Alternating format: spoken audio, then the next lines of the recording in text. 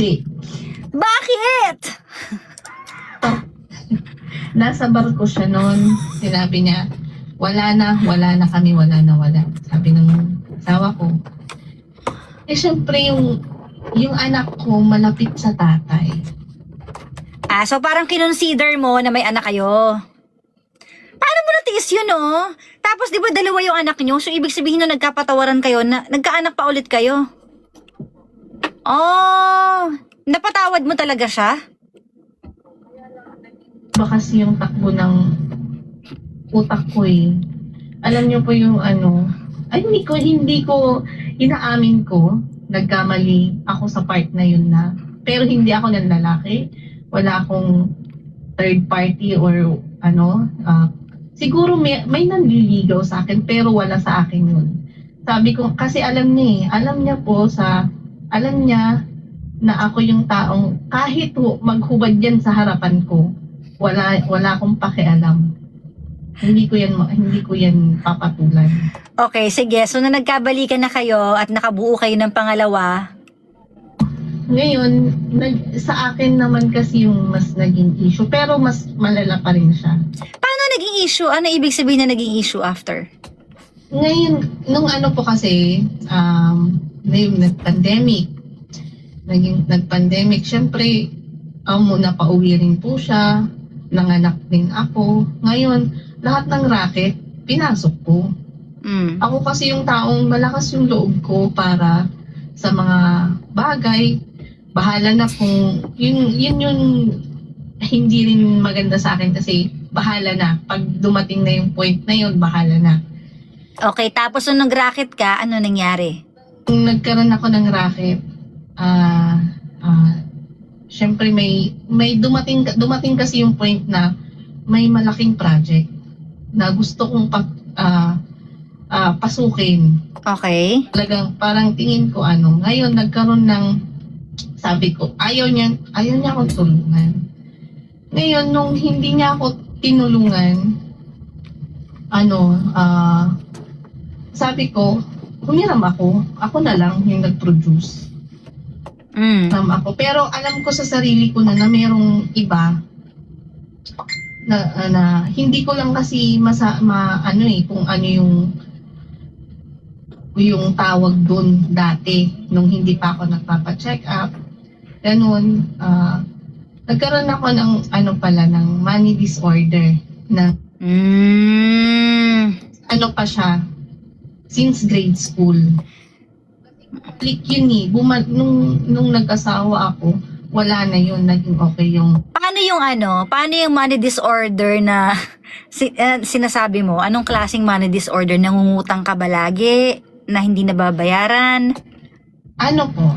Oo, nangungutang ako, pero pinipilit ko siyang mabayaran. Ngayon, hanggang sa dumating na yung point na yung halo-halo yung meron akong sinusuport, may cargo ako dito na sa side niya, syempre, sa kabaitan ko rin siguro, yun din yung nasobrahan ko, na kunting lapit nila sa akin, nakamag-anak na, sige.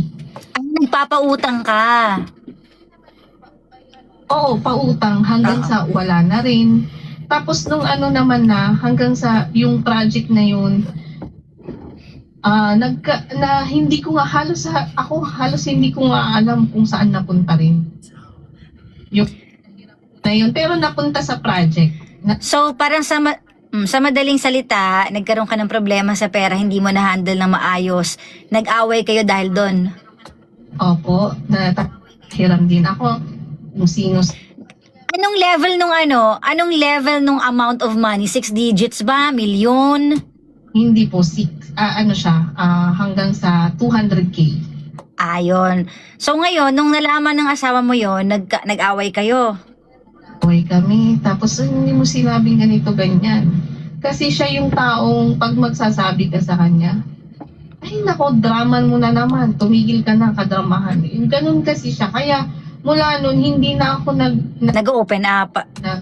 Nag-open. Kasi pag mag-open akong ganun sa kanya, nang kadramahan mo, tumigil ka na naman. Sabi, ganun siya. Kaya hindi na ako nag-open.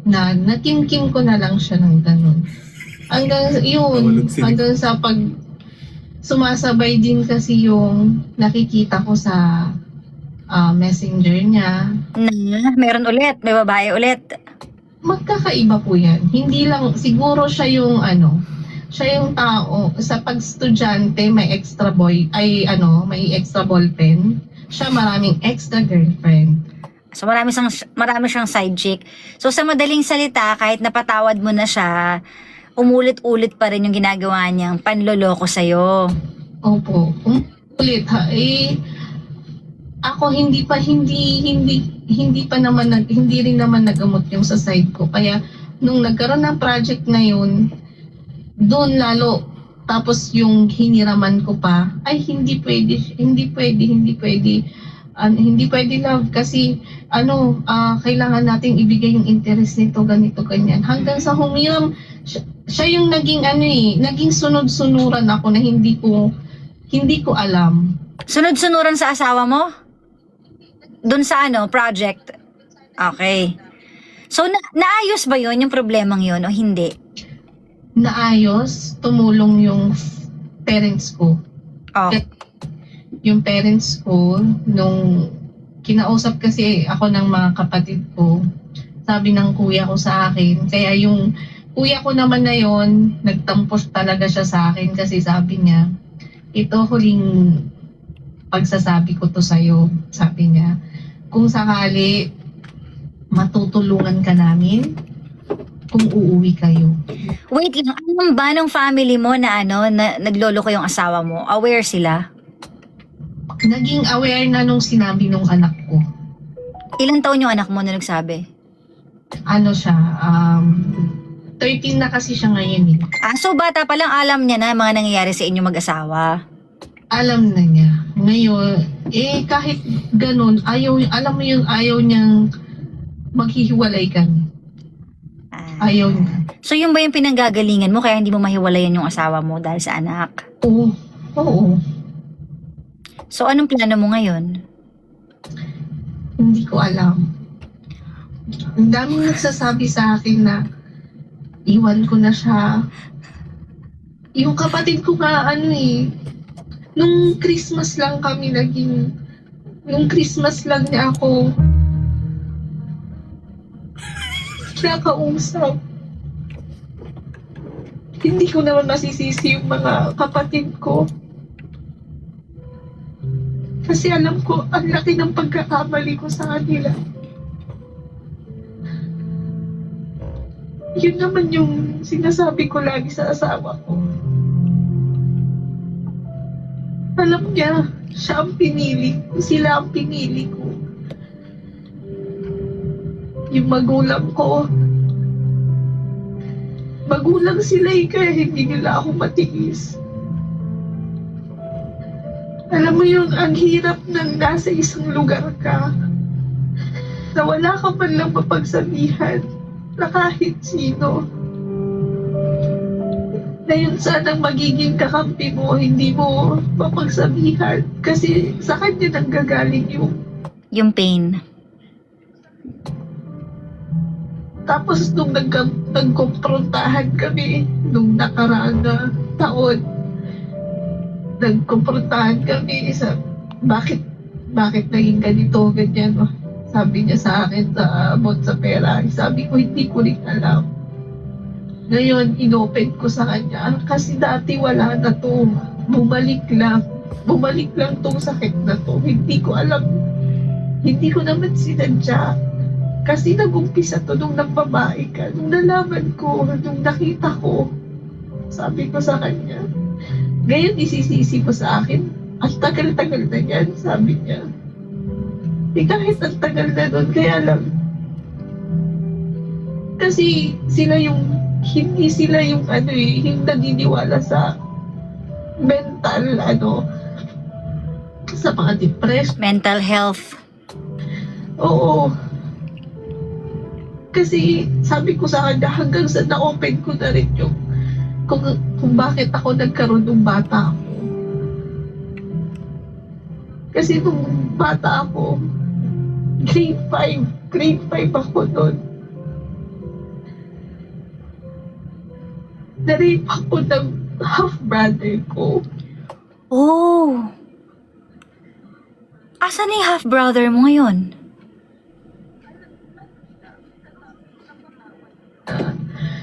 Okay na kami. Napatawad ko sila kasi ang iniisip ko na lang din yung pamilya nila, yung anak niya. And yung mga anak niya malapit sa amin. Teka, alam to ng parents mo? Nalaman nila no 2012. Teka lang, half-brother mo to sa side ng nanay mo o sa tatay mo? Mother. Anong sabi ng nanay mo nung nalaman niya to? Noong unang nalaman ni Mama, hindi niya. Siyempre, naiintindihan ko rin siya. Parehas na kaming anak. Kaya lang kasi nung time na yung akala nila, ako na yung black sheep kasi hindi nila alam na ayokong para hindi masira yung inaalagaan nilang pangalan. Ayokong masira kasi ang ganda ng reputasyon ng pangalan nila. Walang masasabing Wait lang, tanong ako, ikaw ang mismo umamin sa magulang mo? Paano nila nalaman? dumating kasi yung time na galing ako ng Leyte, pinauwi ako. Kasi nung nag-18 ako, tinanong ako, nung nalaman kong meron akong half-brother doon, na kapatid nung kasama namin. Hindi kayo lumaki together. Ah, okay. Isa, yung isa talaga, yun ang kasama namin lumaki. Na siya na yung namin, panganay namin. Okay, so paano nalaman ng magulang mo? Nung umuwi ako, nung pinauwi ako ni Papa sa Leyte, pinauwi niya na ako galing Leyte kasi sabi niya, wala rin daw ngayon, may nagpatulong kasi ako ngayon sa kapatid. Ayaw kasi akong pagtrabahuin ni Papa. Kasi nga, wala rin daw akong naipon. Ayaw niya akong mag-work. Doon na lang daw sana ako na tulungan ko sila sa tinatayong negosyo. Tapos, hanggang sa mainit lagi yung ulo ni Papa sa akin na hindi ko alam kung bakit. Ngayon, hanggang sa hindi ko na kaya, yung gumawa ko ng sulat. Hindi ko kasi masabi ng personal. Doon mo nilabas lahat. Gumawa ko ng sulat. Nung umuwi yung kapatid ko na mas bata sa akin, yung sumunod sa akin. Tapos aalis din siya. Ngayon, bago siya umalis, isiniksik ko muna yung sulat sa bag niya. Bago siya Okay. siniksik ko. Tapos, kinabukasan doon, tinawagan ako doon kasi nagpapatulong din ako kasi may kailangan akong isettle sa Leyte kasi nga pinauwi na ako ni Papa. Kaya kailangan kong isettle yun. Tinulungan ako ng kuya ko, nag-aaral siya.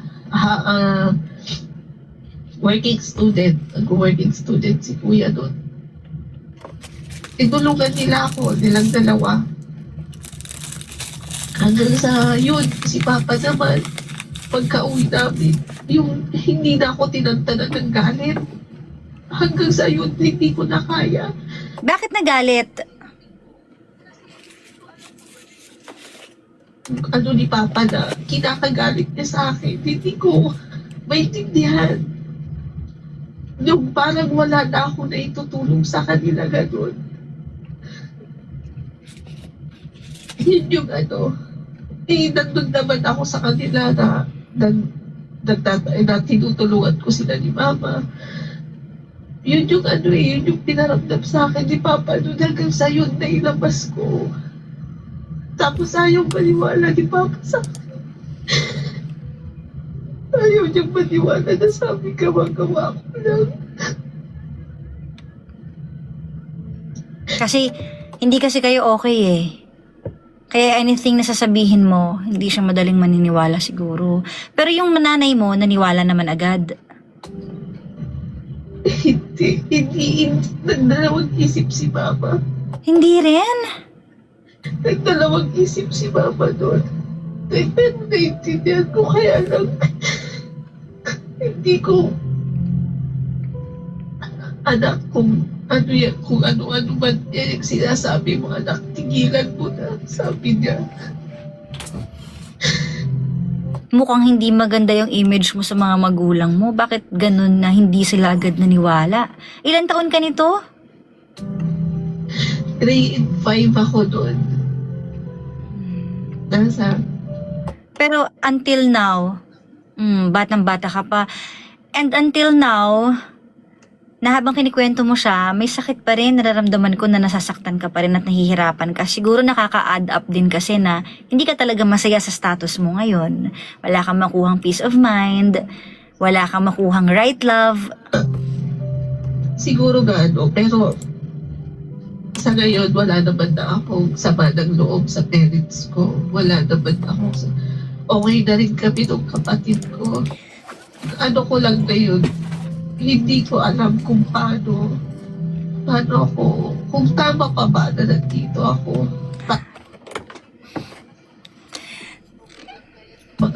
Yung mga anak ko kasi, hindi ko alam kung, syempre, paglaki nila, ayokong isipin naman nila na, okay lang na masaktan. Okay magtiis ng ganito kasakit. Mangyari sa kanila, hindi ko kayang makita silang ganun nasa lugar ko. I think lahat naman talaga ng mga anak gustong buo ang magulang. Gusto, di ba? Yung gusto nila happy family. Pero I think in time, hindi man sa ngayon, darating at darating ang time kapag lumaki na yung mga anak mo at nagkaroon na sila ng tamang isip, naging adult na sila, mas naging mature na sila, I think maiintindihan nila yun. Dahil wala rin namang anak na gugustuhin na nasasaktan ang parents nila. Di ba? Normal kasi yun sa mga anak na gusto namin happy family, buo. Pero pag dumating naman yung time na ayoko nasasaktan yung magulang ko, ayoko nag-aaway sila. Kumbaga pag dumating yung time na yon, maiintindihan nila at magre-reflect din sila on things na nangyari in the past. Ngayon kasi masyado pang masyado pang yung memories nila, tsaka mga bata pa sila, 'di ba? Hindi naman sila ganun ka-adult pa eh. So hindi pa nila naaarok talaga na iintindihan ng mas malalim yung kalagayan nyo. Pero alam mo, Lovely, well, decision mo, sabi mo nga, decision mo na magstay. Pero kung ako yung tatanungin mo, I think dapat hindi ka na nagsistay. Kasi paulit-ulit na eh. Before the marriage, cheater na siya. Nung kinasal kayo, cheater pa rin siya. Nung pinatawad mo siya, cheater pa rin siya. So ang tanong, hanggang kailan ba siya magiging cheater? Ibig sabihin ba hanggang sa tumanda kayo together, mag-60 ka, mag-70 kayo, mag-80 kayo, yan ba yung gusto mong mangyayari sa buhay mo? Naiiyak ka palagi, masasaktan ka palagi, may mahuhuli ka palagi. Isipin mo din yung sarili mo. Hindi rin magiging masaya ang mga anak mo na nakikita ka laging umiiyak at mahina. At ikaw, hindi ka rin magiging masaya na nagkakaroon ka lagi ng mental breakdown. Ikaw na rin naman na nagsabi, Ate Lovely, na na hindi siya naniniwala sa mental health issues at hindi kanya pinapakinggan. Diba? Doon pa lang maiisip mo na hanggang kailan ako magrarant ng walang nakikinig? Ano yun, sasarilinin ko lang hanggang sa tumanda kaming dalawa together? Ganun lang palagi? Walang mararating yun. Hindi din maaayos kasi hindi kayo magkakaintindihan dahil hindi naman niya gustong pakinggan kay. So dapat sinisave mo na yung sarili mo ngayon pa lang Kasi namin, kasi nga wala siya ngayon. Pauwi pa lang naman siya by February. At hindi ko alam kung magiging ganun pa yung situation. Kasi before siya umalis, nasa isang bubong kami. Nag-work na kasi ako. Nagtrabaho na ako para malibang ako. Yun din ang advice naman sa akin. Mag-work na lang ako. Ayun, Mag-uusap pa kayo sa February. hindi ko alam kasi blinak na nga niya ako sa Facebook, sa Messenger niya.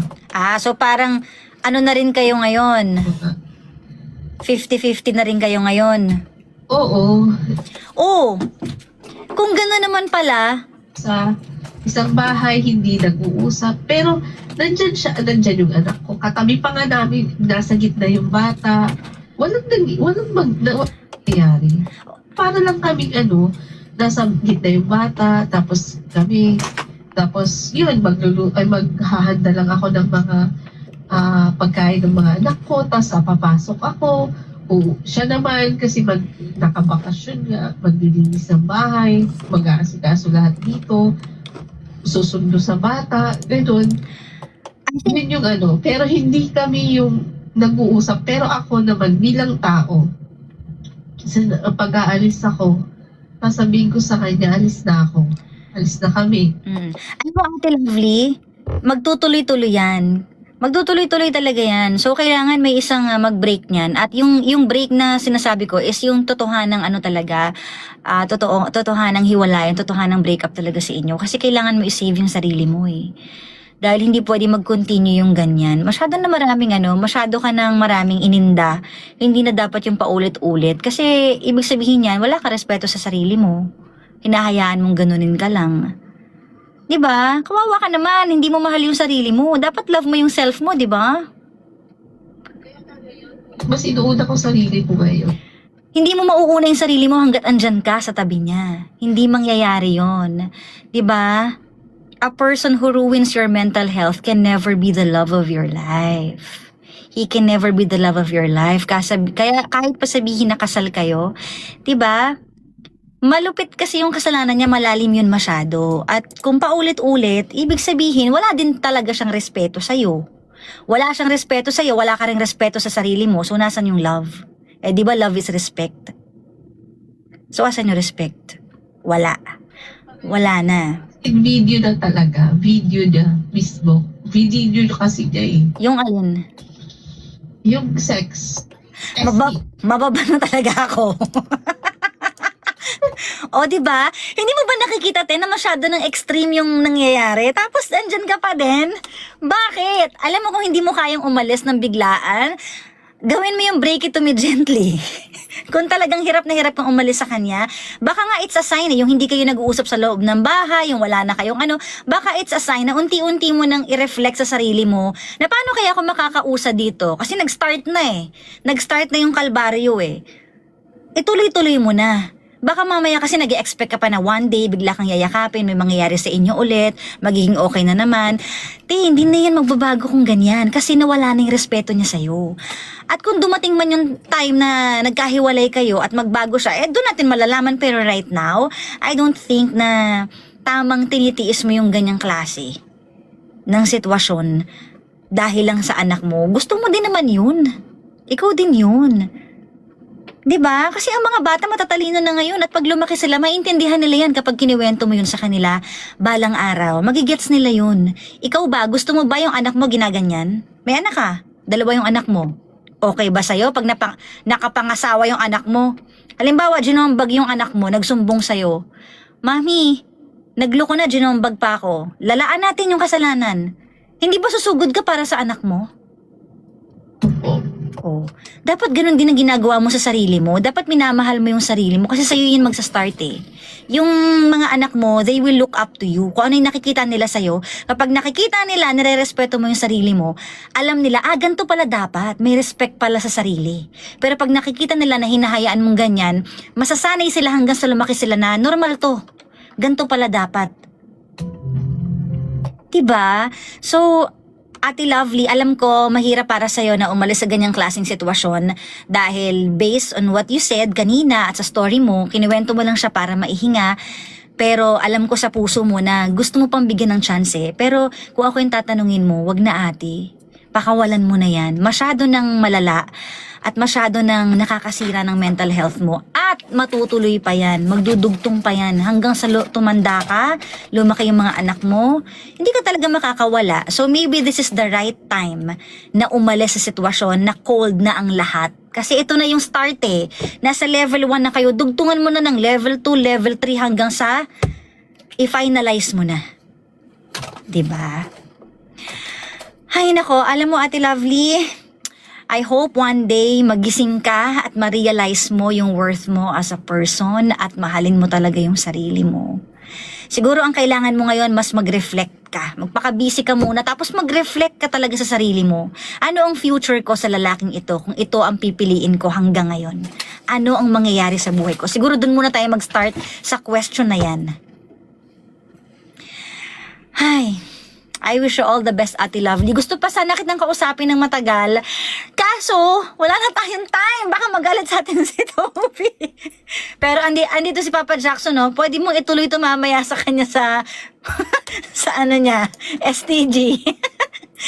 Oo, gusto pa sana kitang i-comfort kaso wala eh. So, right now, yun ang malaking question. Hanggang kailan ako magtitiis sa ganitong klaseng pain? At ano ang mangyayari sa future ko kapag tinuloy ko to? Yun munang mga tanong na yun ang i-reflect mo. Okay, Ate Lovely? Salamat and I'm sorry to hear your story. Sorry kung na-i-experience mo yan. Sana maging okay ka din one day. Yes po. Salamat sa iyong pagtawag. Wish you all the best in life. Mahalin mo sarili mo, ha?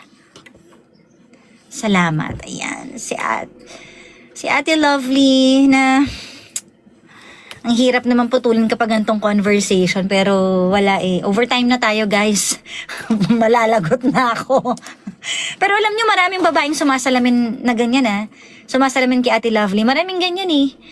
'Di ba na yung biktima sila ng past nila, tapos biktima pa sila ng present na napili nilang lalaki. Yung hinahanap mo sanang lalaki na sasagip sa buhay mo, yung savior mo sana, yun pa yung magpaparemind sa'yo ng pain mo in the past. At yun pa mismo, yung mananakit sa'yo na inaasahan mo sana na siya yung magli-lift up sa'yo eh. Kaso wala. So kung ganong klaseng relasyon, yung mapupuntahan mo, wag na lang, mag-isa na lang, oy. Kesa ganyan. Diba? Kung sakit sa ulo, magkakasakit ka niyan talaga. Physically, hindi lang emotionally, mentally, physically. Babagsak yung katawan mo kapag stress ka. But anyways, i-wish na lang natin yung mga pinagdadaan ng ganyan ay one day makaalis. One day magkaroon ng lakas ng loob. Yun talaga yung kailangan yung courage na magpaalam sa mga maling sitwasyon. Anyways, papaalam na ako mga pangga. May bukas pa naman. Kaya naman, susunod na po si Baby Toby. Pangga, wag mo sabihin radyo, sabihin mo energy. Ang lakas pala po niya, mas. Hello, overtime mo ako.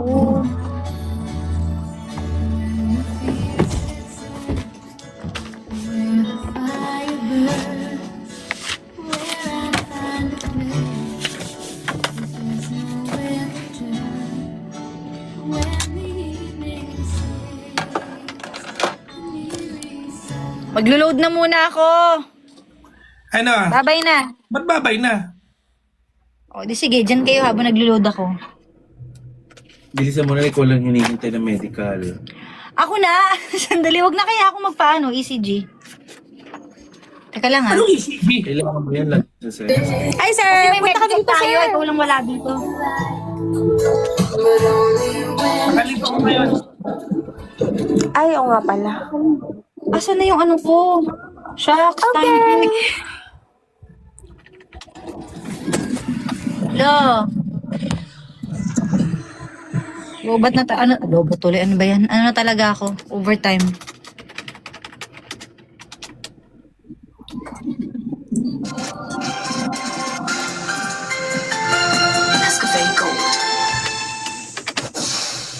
Wala. Generic. Kaya Wednesday ngayon, no? Okay.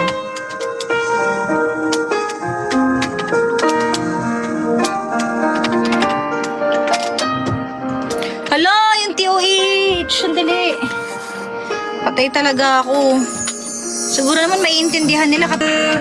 Love is late again. Toby, sorry na. Overtime ako kasi yung caller hindi ko makat dahil yung kwento niya na RAPE siya eh. Na-rape? Mababan talaga ako, hindi ko nga binabanggit eh.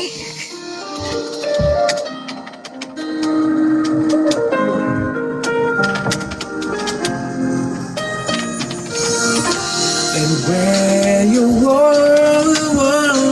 see.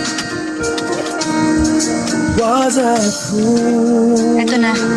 Ano, Toby, first 5 songs na lang nilagay ko muna. Tatakbo na kasi ako sa medical. Sorry na. Ako na lang daw hinihintay. You want to leave. Kalat ko. Sige na. Bye-bye. Bye! Bye-bye. Bye-bye pa. Bakit mag-end ko na? Hindi, magme-medical. Oh, sige.